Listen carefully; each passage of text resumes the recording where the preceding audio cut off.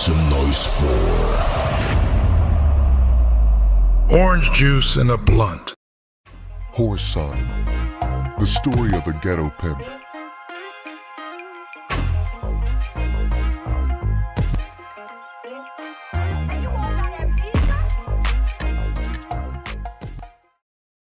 He tapped his fingers on the edge of his desk, watching me closely.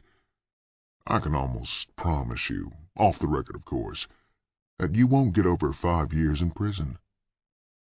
I smiled for the first time since entering his office.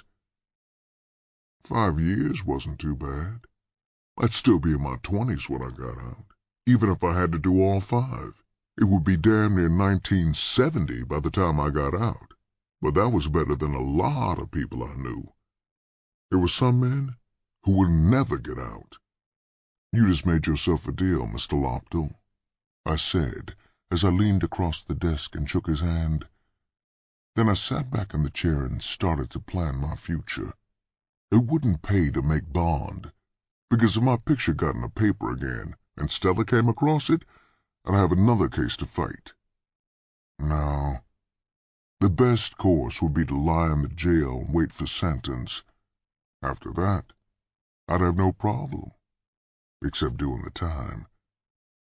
They carried me across the street and locked me up in a bullpen. I ignored the 5 men who were there when I arrived. From parts of their conversation, I gathered that the 3 young Negroes had been caught trying to hold up a bank.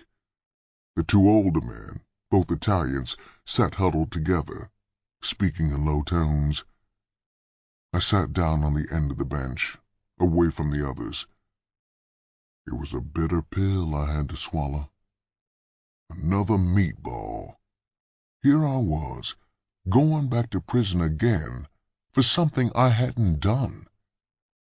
Technically, I'd been innocent the first time. I hadn't received a dime from that particular prostitute, but I had been sent to prison nevertheless. The very thought of it was so ironic that I tossed my head back and laughed. The men inside the bullpen stopped gossiping and stared at me curiously. My laughter carried the sound of all the bitterness and loneliness I'd experienced in my short existence. Mockery was the answer to my stupidity.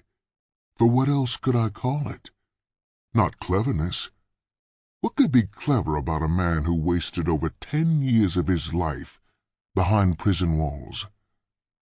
By the time I got out, I'd have over 10 years in, and for what? $20,000? A man working at a car wash would make more than that over a 10-year span. Mr. Jones?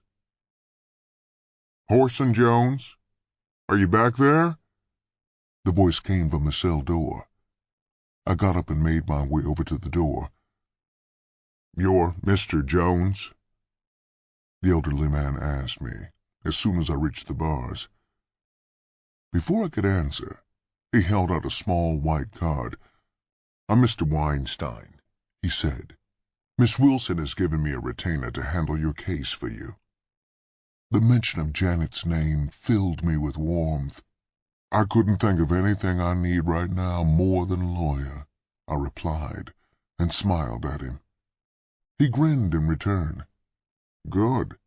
As soon as they take you over for arraignment, we'll have you out on bond. I shook my head. I don't want any bond, Mr. Weinstein. As far as I'm concerned, I don't think I've got a chance of beating this case. He scratched his small graying mustache. You haven't made a statement yet, have you? He asked quickly. No, I answered, then continued to explain why I believed my best chance would be to plead guilty. He remained silent for a few seconds. If that's the case, you better work it like that. I can see how they got you. We would never be able to break down their testimony once they revealed both of your records. No doubt about it. They're going to find you guilty. He hesitated briefly.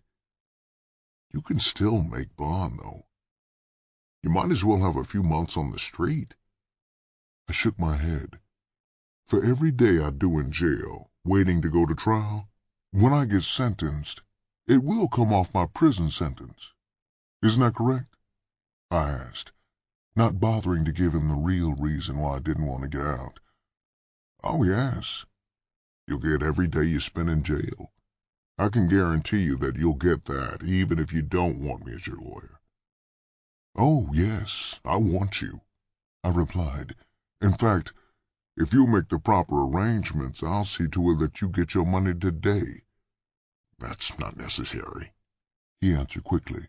Miss Wilson gave me $1,000 as a retainer and informed me that money was not the problem. She said to tell you that she would handle the financial end of it. In fact, he continued, she's waiting down the hall. I'll try and see if she can get back here for a few minutes when I leave. I'll see you in court then, I said abruptly. I knew as well as he did that I didn't really need a lawyer. It was all a matter of show. You were supposed to have one. If you didn't, the courts would just appoint you one. He turned and walked away. I clutched the bars tightly as I waited for Janet's appearance. I could hear her heels clicking as she came down the hallway.